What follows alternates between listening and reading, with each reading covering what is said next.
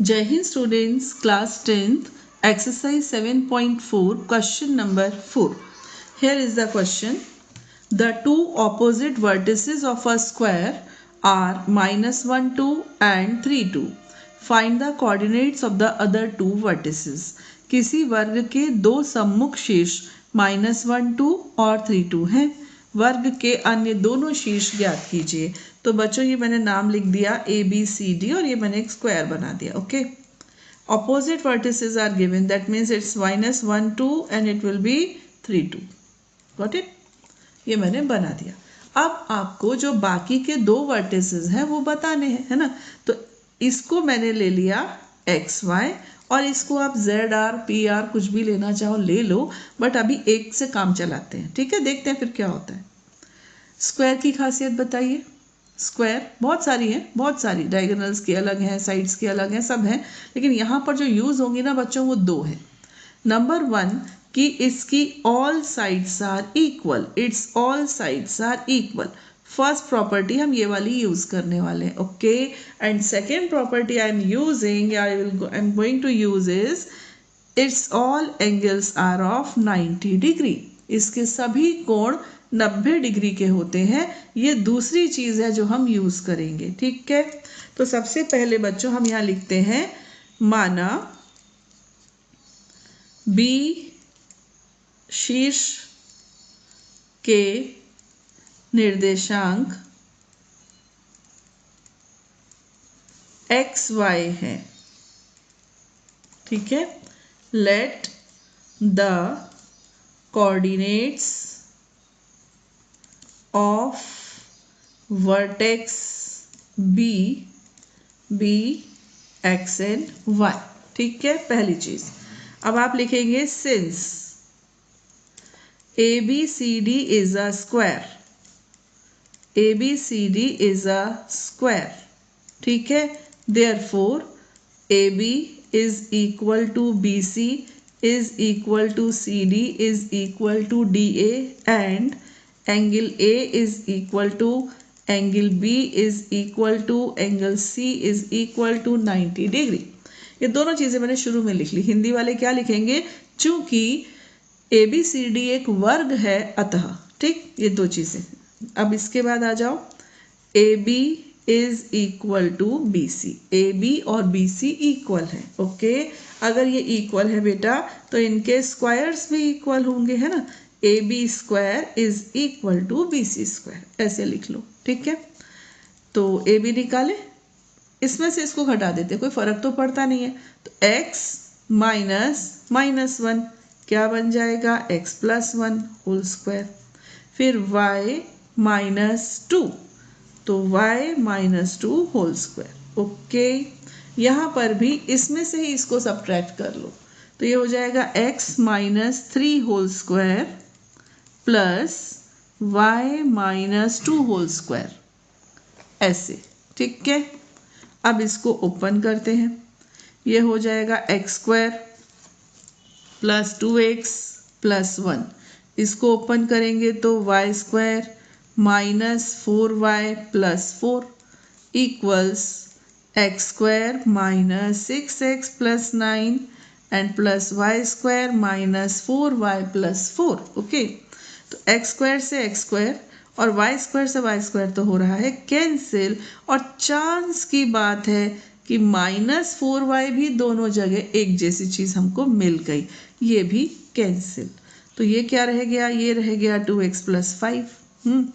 और यहाँ रह गया -6x + 13। इसको इधर ले आइए, तो 2x + 6x और यहाँ पर 13 - 5। तो बच्चों ये क्या हो गया, 8x = 8 हो गया। तो x की वैल्यू 8/8 यानी कि 1। x की वैल्यू तो 1 आ चुकी है। अब सेकंड कंडीशन में हमने आपको बोला था कि इसके सभी एंगल्स 90 डिग्री के होते हैं ना। तो 90 डिग्री के होते हैं, और अगर मैं A और C को ज्वाइन कर दूं, ये रहा AC, है ना। AC को मान लीजिए मैंने ज्वाइन कर दिया, तो ABC क्या बन गया, ABC ये एक राइट एंगल्ड ट्रायंगल बन गया, समकोण त्रिभुज, और इसमें अप्लाई होती है पाइथागोरस थ्योरम। सिंपल। अब आप यहाँ पर लिखेंगे ट्रायंगल ABC, इसे फिर इतना लिख लो, इन ट्रायंगल ABC या फिर त्रिभुज ABC में, ठीक है, यूजिंग पाइथागोरस थ्योरम, ठीक है, पाइथागोरस प्रमेय द्वारा, शॉर्ट में लिख दिया, ठीक है। क्या होगी बेटा, ये होगी AC square is equal to AB square plus BC square. Okay, AC, ये रहा A, ये रहा C, तो 3 माइनस माइनस 1, तो इट विल बिकम 3 प्लस 1। इसके बाद 2 minus 2 whole square, 2 minus 2 whole square is equal to AB square. अभी अभी हमने यहाँ से लिया था, ये आया था, है ना, वापस मैं इसको देख कर लिख रही हूँ बेटा, x plus 1 whole square plus y minus 2 whole square, I mean मैं दिमाग नहीं चला रही हूँ, देख कर लिख रही हूँ, प्लस फिर ये BC स्क्वायर, ये BC स्क्वायर हमने ये निकाल के रखा था, है ना, इसको भी लिख देते हैं, x माइनस 3 होल स्क्वायर और plus y minus 2 whole square. Okay, अब लिखते लिखते मुझे याद आ रहा है कि यहाँ तो 4 से 4 भी कैंसिल हो रहा था, इसका मतलब ये हमने ध्यान ही नहीं दिया, 4 से 4 भी कैंसिल हो रहा था, ठीक है। चलो, तो बच्चों ये क्या हो गया, 4 स्क्वायर, ये हो गया 0 स्क्वायर, है ना, यहाँ पर x square plus 2x plus 1 plus y square minus 4y plus 4 plus x square minus 6x plus 9 y square minus 4y plus 4। तो बच्चों ये हो गया 16। X square plus x square क्या बन गया, 2x square, y square plus y square क्या बन गया, 2y स्क्वायर, है ना। अब देखो 2x माइनस 6x तो बन गया बेटा माइनस 4x। अब माइनस 4y और माइनस 4y बन गया माइनस 8y। 4 और 1 5, 5 एंड 9 14, 14 एंड 4 18। इसको इधर ले आइए, तो 16 माइनस, चलो 16 को इधर ले जाओ, छुट्टी करो, तो 2x square plus 2y square minus 4x minus 8y plus 18 minus 16 करने से आएगा 2 इज इक्वल टू 0। पूरी इक्वेशन को आप 2 से डिवाइड भी कर सकते हो, तो क्या आ गया बेटा, x square plus y square minus 2x minus 4y plus 1 is equal to 0। अभी अभी हमने x की वैल्यू 1 निकाल ली है, 1 पुट कर दीजिए, तो ये हो जाएगा 1 square plus y square minus 2 into 1 minus 4y plus 1 is equal to 0। तो वाई स्क्वायर माइनस 4y, तो 1 माइनस 2 और प्लस 1, तो 1 प्लस 1 2, देखो 1 प्लस 1 ये 2 बन गया, और 2 माइनस 2 से बन गया 0, तो ये तो गायब ही हो गया। अब आप y को ले लीजिए कॉमन, तो ये हो जाएगा y minus 4 is equal to 0, या तो y इज इक्वल टू 0 या फिर y minus 4 is equal to 0, यानी y इज इक्वल टू 4। देखो कितनी छोटी सी जगह में कर दिया आखिर मैंने, है ना। तो y की 2 वैल्यूज आ गई और x की केवल एक वैल्यू आई। ओके, तो हमारे पॉइंट्स क्या बन गए वो भी मैं यहीं लिखने वाली हूँ। ओके, यहाँ लिख दिया पॉइंट्स, या नहीं सॉरी वर्टिसेस, यानी कि शीर्ष क्या क्या होंगे। देखो x तो कांस्टेंट है 1, एक बार x के साथ आएगा 0 और एक बार x के साथ आएगा 4, यानी 1 के साथ आएगा 4। हमारे आंसर्स बन गए 1 0 एंड 1 4। Got it. अब हम अपना नेक्स्ट क्वेश्चन पढ़ रहे हैं, जो क्वेश्चन काफ़ी लंबा है और सॉल्यूशन तो बस ज़रा सा। Question 5, the class 10 students of a secondary school in Krishninagar, ओ कृष्णानगर होगा ना, sorry Krishninagar have been allotted a rectangular plot of land for their gardening activity. Sapling of gulmohar are planted on the boundary at a distance of 1 meter from each other. There is a triangular grassy lawn in the plot. The students are to sow seeds of flowering plants on the remaining area of the plot. Number 1. Taking A as origin, find the coordinates of the vertices of the triangle. Number 2, what will be the coordinates of the vertices of triangle PQR if C is the origin? Last is also calculate the areas of the triangles in these cases. What do you observe?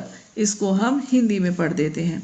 Krishna Nagar के एक secondary school में कक्षा 10 के विद्यार्थियों को उनके बागवानी क्रियाकलाप के लिए एक आयताकार भूखंड दिया गया है। गुलमोहर की पौध यानी कि सैपलिंग को परस्पर 1 मीटर की दूरी पर इस भूखंड की परिसीमा पर लगाया जाता है। इस भूखंड के अंदर एक त्रिभुजाकार घास लगा हुआ लॉन है, जैसा कि आकृति में दर्शाया गया है। विद्यार्थियों को भूखंड के शेष भाग में फूलों के पौधे के बीज बोने हैं। ए को मूल बिंदु मानते हुए त्रिभुज के शीर्षों के निर्देशांक ज्ञात कीजिए। यदि मूल बिंदु सी हो तो त्रिभुज के शीर्षों के निर्देशांक क्या होंगे? साथ ही उपरोक्त दोनों स्थितियों में त्रिभुजों के क्षेत्रफल ज्ञात कीजिए। आप क्या देखते हैं? ये क्वेश्चन, ठीक। पहले मैं थोड़ा सा इसको यहाँ पर समझा दूँ। ये कोई गार्डन है, यहाँ पर बाउंड्री है ये, ठीक है ना। बाउंड्री पर 1-1 मीटर की दूरी पर जो ये पौधा होता है गुलमोहर का, इसके छोटे छोटे पौधे लगा दिए गए हैं। अब ये कहना क्या चाह रहे हैं वो देखो, 1-1 मीटर की दूरी पर लगाए हैं सब तरफ। अब ये बीच में एक घास का मैदान है, कह रहे हैं इसको छोड़ दो और आसपास प्लांटेशन कर दो। आसपास बाकी जगह पर आप पौधे लगा दो, बस इतना एरिया छोड़ दो। क्वेश्चन ये है कि ये जो ग्रासी ट्रायंगल है, त्रिभुजाकार क्षेत्रफल है, अगर मैं ये मानूं कि ए मूल बिंदु है, ओरिजिन है, यानी ये एक्स एक्सिस है और ये वाई एक्सिस है, तो इसके निर्देशांक क्या क्या होंगे? पहला क्वेश्चन। दूसरा क्वेश्चन, इसकी जगह अगर ये होता ओरिजिन, ये मूल बिंदु होता, यानी ये एक्सिस होती एक्स की, ये होती वाई की, तब क्या होते? ये दूसरा क्वेश्चन है। तीसरा क्वेश्चन है कि इसका एरिया पहले इसके हिसाब से और फिर इसके हिसाब से निकालिए और बताइए आपको क्या मिला। तो ये क्वेश्चन है जो मैंने आपको अच्छे से एक्सप्लेन कर दिया है। अब हम करते हैं इसका सॉल्यूशन। क्वेश्चन नंबर 4, ये देखो कटिंग है इसकी। पार्ट 1, निर्देशांक, ठीक। चलो पी पर आते हैं पहले। पी पॉइंट के लिए देखो ये ऐसे, चलो ये 4 है ना, और इधर जाओगे तो देखो 1 2 3 4 5 6, ये 6 आ रहा है ना। तो पी पॉइंट के निर्देशांक बच्चों क्या होगा? ये देखो 4 हुआ ना, देखो ये 4 है ना, और यहाँ से लिया तो ये 6। तो पी पॉइंट के कोऑर्डिनेट्स हो गए 4 6। ओके, क्यू पर आइए। क्यू पर ये 3 है और यहाँ पर क्या है? देखो 1 2, देखो बेटा ये 3 है ना, और ये कितना है? 2। तो क्यू पॉइंट के कोऑर्डिनेट्स हो गए 3 2। अब आ जाओ आर पर। आर का देखते हैं बाबा कहाँ आ रहा है। आधा अधूरा ना आए फिर दिक्कत होती है ना पॉइंट में। तो चलो ये 6 हो गया है ना। इधर देखते हैं कहाँ आ रहा है। 1 2 3 4 5, इसको लेकर चलो कहाँ तक आया? 5। तो इसके निर्देशांक हो गए 6 5। तो फर्स्ट पार्ट अपना सॉल्व। पार्ट नंबर 2 बोल रहे हैं अगर ये ओरिजिन होता, यानी ऐसे, ये डायग्राम समझे आप। अब ये एक्स एक्सिस हो गई है और ये वाई एक्सिस हो गई है। अब आपको बताना है कि इसके कोऑर्डिनेट्स क्या क्या बनेंगे। पी देखते हैं, ये रहा पी, कहाँ? ये रहा। तो ये देखो ये है ना, और इसको यहाँ से चलाकर यहाँ तक लेकर आओ। आपको मेरी बात समझ में आ रही है? तो पी पॉइंट के लिए आपको कितना चलना पड़ा? 1 2 3 4 5 6 7 8 9 10 11 12, ये 12 है, और यहाँ पर 2। तो पी के कोऑर्डिनेट्स क्या बन गए बेटा? एक्स अक्ष पे 12 और वाई अक्ष पे 2, ये पी के बन गए। अब आ जाइए क्यू पर। क्यू का देखें, इसको इधर लेकर आओ तो ये 13 पर आ रहा है। और इधर से लेकर आओ बाबा, सीधे सीधे चलना है, शायद यही है। तो 1 2 3 4 5 6, ये क्या हुआ? 13 and 6। अब आ जाओ आर पर। आर तो मुझे 10 दिख रहा है, ये रहा 10, दिखा ना 10, और इधर लेकर आओ तो ये दिख रहा है मुझे 3, तो ये R पॉइंट के हो गए हैं 10 and 3। ठीक, तो 2 पार्ट्स हो गए। अब पार्ट नंबर 3, पार्ट नंबर 3 में वो कह रहे हैं, शायद पार्ट नंबर 3 नहीं था, ये 2 ही पार्ट थे और बाद में उन्होंने बोला है त्रिभुज का क्षेत्रफल निकालो, तो थर्ड नहीं है, ऐसे ही बोल दिया है। तो ये फर्स्ट पोर्शन है, ये फर्स्ट पैटर्न है PQR के जो कोऑर्डिनेट्स हैं वो ये हैं। तो फर्स्ट का एरिया लेते हैं, त्रिभुज का एरिया। पहले सूत्र लिख लूँ बेटा, क्या होता है 1/2 x1 y2 minus y3 plus x2 y3 minus y1 plus x3 y1 minus y2। ठीक है, अब मान लीजिए ये आप खड़े हैं, आपकी हाइट है। अगर मैं आपकी हाइट को मैं नापूं या फिर कोई और नापे तो हाइट चेंज होगी क्या? नहीं होगी ना, क्योंकि हाइट तो फिक्स्ड हो गई ना। कोई भी नापो, किसी भी यंत्र से नाप लो। ऐसे ही ये त्रिभुज है, ट्रायंगल है, इसका तो बच्चों एरिया फिक्स्ड है। आप चाहो तो इसको इस तरीके से देखकर इसका एरिया निकाल लो और आप चाहो तो इसको इस तरीके से देखकर इसका एरिया निकाल लो। तो ये तो फिक्स डायमेंशंस हैं इसकी, ये लंबाई, ये चौड़ाई, लंबाई चौड़ाई तो होती नहीं है, सॉरी, मतलब इसने जो एरिया कवर किया है ये एरिया, ये तो सेम है ना बेटा, कहीं से भी देख लो। तो कहने का अर्थ है कि जब हम ऐसे निकालेंगे इन पॉइंट्स को लेकर तो भी वही एरिया आएगा और इन पॉइंट्स को लेकर निकालेंगे तब भी वही आएगा। अब इस चीज़ को हम बस चेक करके बता देते हैं। तो x1, ये x1 हुआ ना, देखो x1 हुआ, कितना हुआ 4, x1 की जगह लिख दिया 4। फिर आता है y2 माइनस y3 यानी कि 2 माइनस 5 प्लस x2, x2 क्या है 3 है। y3 माइनस y1 यानी कि 5 माइनस 6 प्लस अब आएगा x3, x3 क्या है 6, फिर आएगा y1 माइनस y2 ऐसे 1/2 4 into minus 3 plus 3 into minus 1 plus 6 into 4।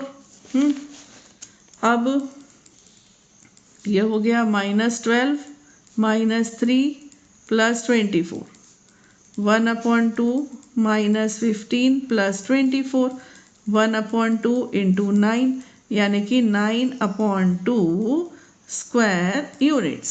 ठीक है, हिंदी में लिखेंगे वर्ग मात्रक या वर्ग इकाई। ये फर्स्ट पैटर्न से निकाला। सेकंड पैटर्न के कोऑर्डिनेट्स ये हैं, अब इससे निकालेंगे। हाँ, देखते हैं क्या आता है। इसको ए बी कर लो, बी इसको ए, क्योंकि 1 2 तो हो चुका ना, 1/2। अब x1 में क्या आएगा बेटा 12 आएगा, है ना। फिर 6 माइनस 3 प्लस यहाँ पर कितना आएगा 13, फिर ये होगा 3 माइनस 2, फिर यहाँ आएगा 10 और आएगा 2 माइनस 6 ऐसे। अब ये होगा 1/2 12 into 3 plus 13 into 1 plus 10 into minus 4। तो 1/2 ये हो गया 36 प्लस 13 माइनस 40। तो भाई 1/2 ये हो गया 49 माइनस 40। देख लो बच्चों, सेम आया और सेम आना भी चाहिए था, है ना। तो अब आपने क्या ऑब्जर्व किया? आपने ये ऑब्जर्व किया कि आप किसी भी तरीके से ट्रायंगल का एरिया निकालोगे, एरिया वही रहेगा, है ना। इस चीज़ को हम लिख देंगे कि दोनों प्रकार से गणना करने पर त्रिभुज का क्षेत्रफल समान पाया गया। इंग्लिश वाले लिखेंगे कि calculating with 2 dimensions we get 2 different dimensions and different coordinates of vertices PQR, we found that area remained unchanged। ठीक है, एरिया में यानी क्षेत्रफल में परिवर्तन नहीं हुआ। ठीक है बेटा, तो बस काफ़ी है, इतना है ना। आगे के क्वेश्चन हम लेंगे अपने नेक्स्ट वीडियो में। टिल देन जय हिंद।